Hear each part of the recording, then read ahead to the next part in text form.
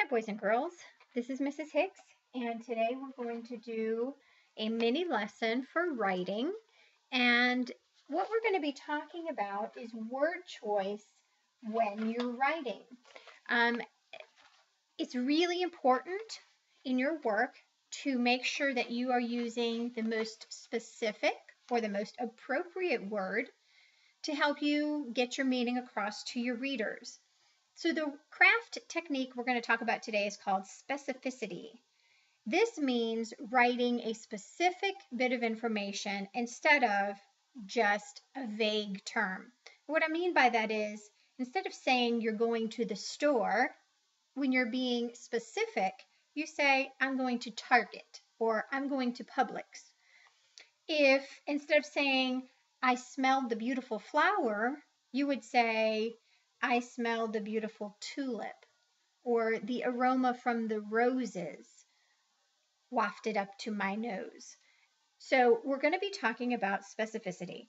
When you're being specific, your readers will think, oh, I understand that. That's just like me, or that's something I know about. So being specific is very, very important. So we're going to start.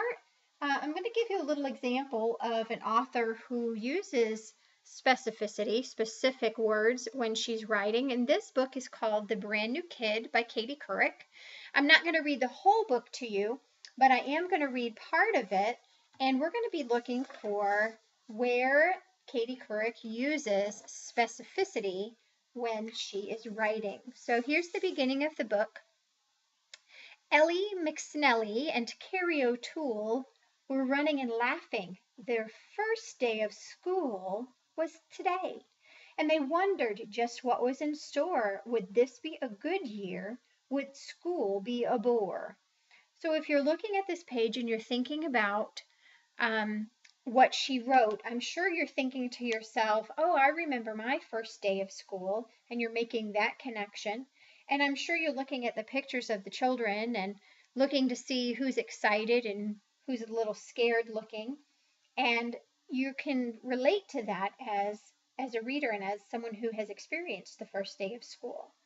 On this page, I'm going to give you an example of where the author used specificity, and what she did was she gave you the first and last name of the two children that she was talking about on this page. So instead of saying the girls or the new students, she told you exactly what their names were. That's being specific. They kept their fingers crossed they'd be in the same class, and on a big table that they had to pass, they checked to find out to which room they should go. McSnelly, 240, O'Toole, I don't know. Oh, here it is, dear, you're 240 as well. They squealed with delight. Oh, gee, this was swell. 240 meant they would both have Miss Kincaid, the best teacher by far in the whole second grade. So as you're thinking about your reading and you're thinking about this story, I know you're thinking that, whew, if you were these two girls, you'd be very excited too that you were in the same class with your friend. And that idea of they were waiting, and you see that the author used these little marks here to kind of pause and get you thinking, to build that anticipation. This is a great tool to use. And they used some specific words. So if you look on this page, they told you specifically the room number that they had to go to. Instead of just saying they're in the same class, they said it's room 240. And they also told you the name of the teacher, Miss Kincaid, and they also told you the name of the grade that they're going in. So instead of just saying going to school or going to class, you now know that it's going into second grade, which you have already done. Let's do one more page and see if we can find anything. They took their seats quickly. Miss Kincaid called the roll. Emily Allen here. Tyler Antole here. Peter Berinsky, Raquel Brooks here too. She went down the list until she was all through. And I know you're thinking to yourself right now, she's again listing the specific names of the students in the class. Then she got to the boy who was not in her book. We have a new student. They all turned to look. His name is a different one, Laszlo S. Gasky. He's new to our school in the town of Delaski. So you now have more information about this student and about all the students because she's not just saying new to our town. The town is called Delaski. Again, that's specific information that helps you to make connections to the story. I'm going to give you one more example from later in the book, and then I suggest you go ahead and check this book out of the library or borrow it on your Kindle or on your Nook or whatever you're using to read with. And that way you can find out what happens in the entire story. So here's one more chance. Here's your last chance to take a look and see if you can find the specific wording in this page. Here we go. They walked home from school with their books in their arms, passing meadows and fields and a couple of farms. They arrived at his door, greeted by his French poodle, and Mrs. Gasky was there with a plate of warm strudel. So I'm thinking right off the top of 3 things from this page that are very specific details. The word choice is very specific. So I want you to think for a second and see if you can find 3 ideas. I'm going to give you a second to think. And then hopefully what you have come up with was, instead of saying his dog, we know it was specifically his French poodle. And not only did we find out they met his mom, but her name is Mrs. Gasky. And she met them with a treat at the door. And instead of just saying a treat or a snack, warm strudel. And a strudel is kind of an apple coffee cake or a sort of an apple pie kind of dessert that she has met them at the door with. And she must have just made it if we know that it is warm strudel. Okay, so Katie Couric has given us some really good examples of things or ways to be specific when you write. So I'm going to give you 2 different tasks today for your writing. The first thing that you're going to do is you are going to be making a map. And here's how you do it. You're going to get a piece of paper and a pencil. I'm going to use a black marker just so you can see. And you're going to start where you began. So here I am. I'm a baby. I'm probably crying. Okay. And I was born in Michigan. So I'm just going to write that note to myself. And I'm going to put that I was born at 6:32 in the morning, because those are details that I know. If you don't know those details, don't worry about it. And my birthday is April 8th. So on April 8th at 6:32 in the morning in a hospital in Rochester, Michigan, Mrs. Hicks was born. Now, I'm going to make a map of my life. A map, you know, our life doesn't just go from start to finish. So we're going to make it a bumpy road here. And what you're going to do is put where you started and where are you now? Well, right now I am sitting at my desk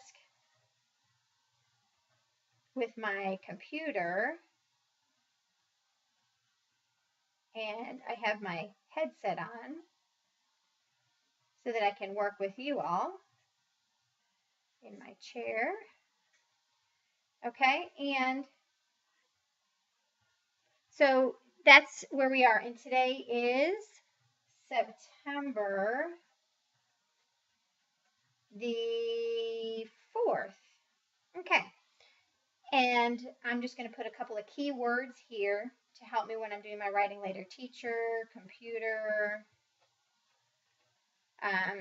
You'll probably hear my dogs barking in a little bit because they work in the office with me, but they're outside so that I could make this video without them barking the whole time. I have these two dogs right here. Okay, so let's talk about some of the things that I remember in my growing up or my life. One thing that I remember, and about third grade or so, about the age you are now, I went apple picking with my family. And that was one of the first times that we went apple picking together, and it really was so much fun. And it's something that our family ended up doing all the time after that. Every fall in Michigan, we went apple picking. Right over here at about sixth grade is when I was playing soccer. Soccer is a game that I absolutely love. It's kind of my soccer ball, just a little quick drawing to remember. And that is the first bone that I broke playing soccer. And I broke my collarbone.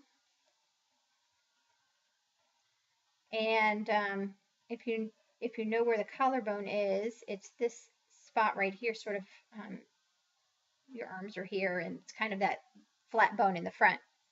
Let's see. I went to college at University of South Florida. I would draw Rocky the Bull, but I don't draw him very well. And I got married.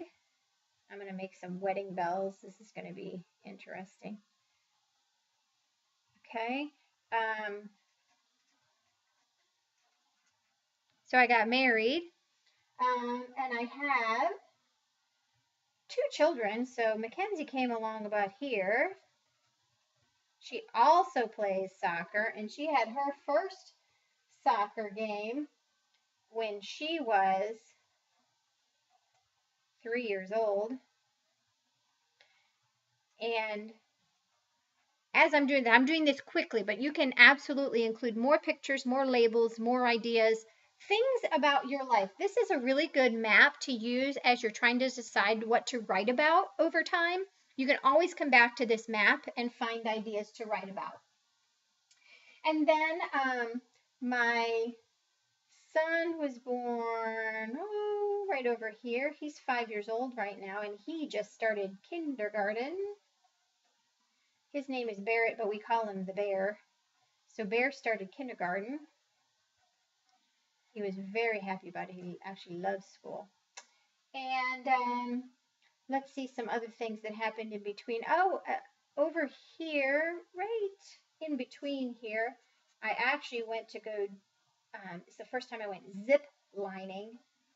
And man, was that fun, where you hold on to this triangle and there's this big sort of wire cable and you sort of fly through the air. It was really fun. And you'll find out a little bit more about my some of my books, but I also do a little bit of writing nonfiction. And so my first book actually was published right in between here.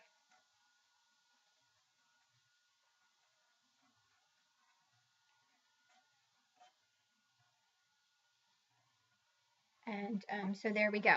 So I have all of these different things when I'm trying to figure out what to write about. I have all these different things that I can write about. And each thing that happened, I can go back and remember those specific details about what happened at that time, because it was important enough for me to put it in my journey. It's important enough that I can write about it.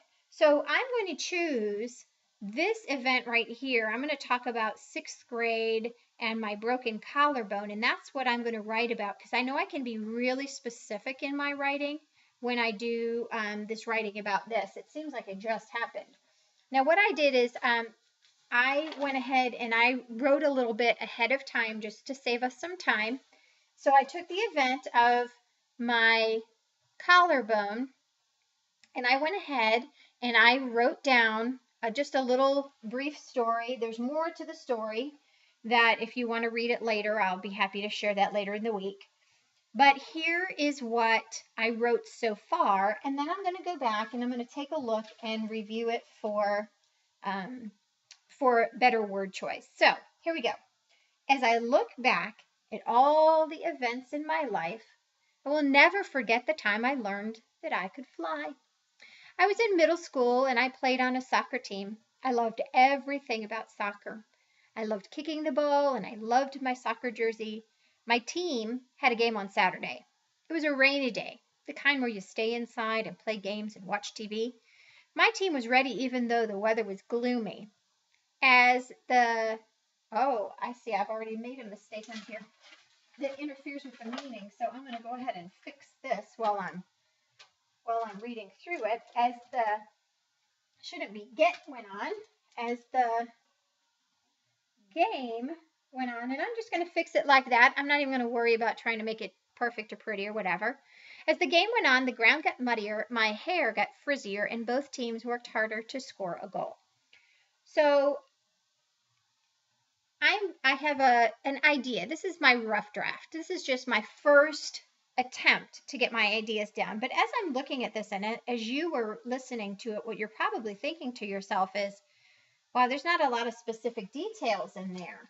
So what I need to do now is go back through and I need to find some places where I can be more specific and make some improvements.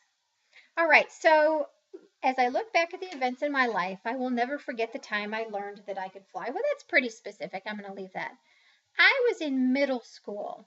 Okay, I'm going to stop right there because middle school is 6th, 7th, and 8th grade. So I want to be more specific there, and I'm going to change it to I was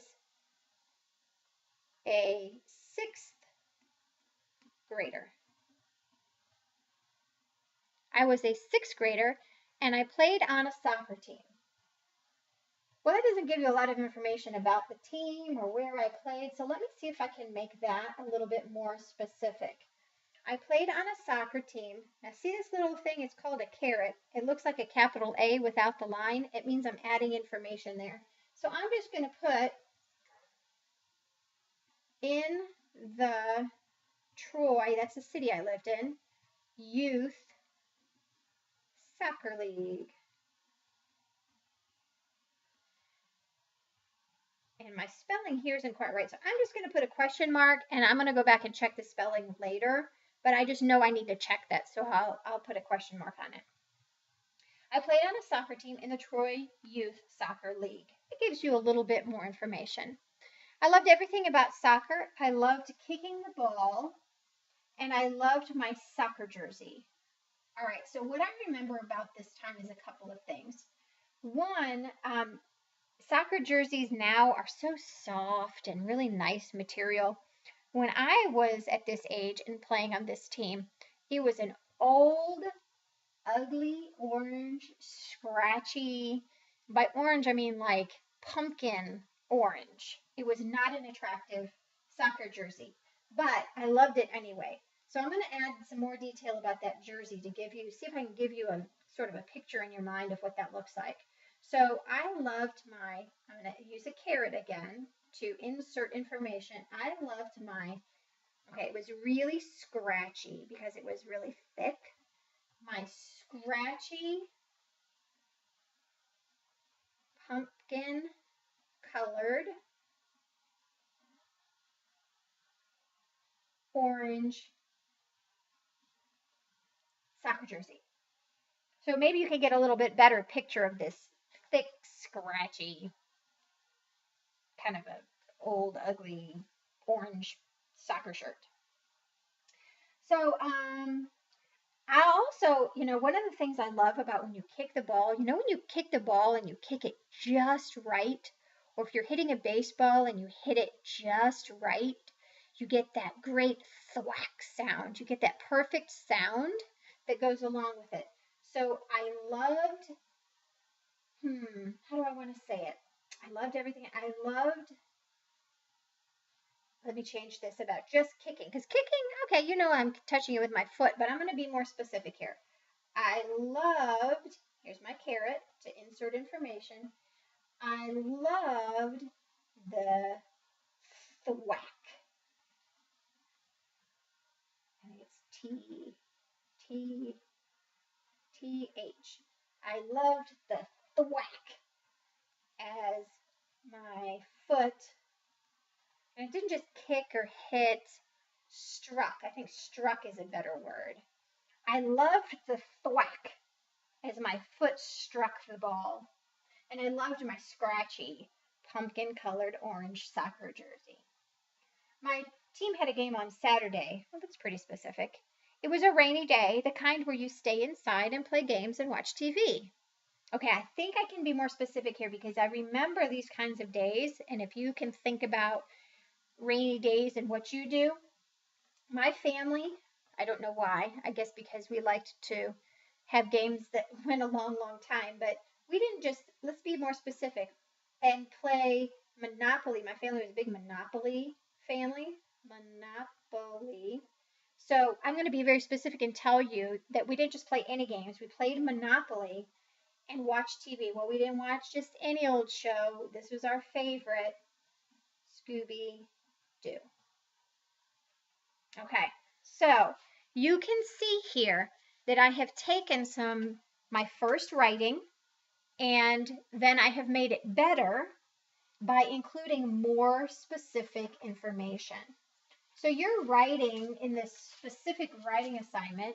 The first thing you need to do, of course, is to do your journey map. Just any piece of paper. It can be in your ELA notebook, or you can just write it on any paper. And I want you to put where you started and where you are now, and include some of the important things that have happened in your life up to now. Have you moved? Did you start new schools? Did you have brothers or sisters? Did you get a pet? Did you start a sport? Did you travel somewhere interesting? There's so many different events that happen in your life that you can include on your map. And if you remember, the map looks like this. Okay? Then, when you're finished with your map, you're going to take one of the events that you've chosen and you're going to write just a little narrative. It doesn't have to be too long, but it should be longer than this one that I started. This one isn't finished. And when I do finish it, it'll be probably a page and a half. But that's just me. That's my writing. I would like you to have at least 6 or 7 sentences, enough to describe in good detail the event that you chose. Okay, so once you have written the first piece, you're going to put it away and you're going to wait some time, maybe to the next day, and then you're going to go back and you are going to add specific details, specific information, specific word choice to make your writing even better.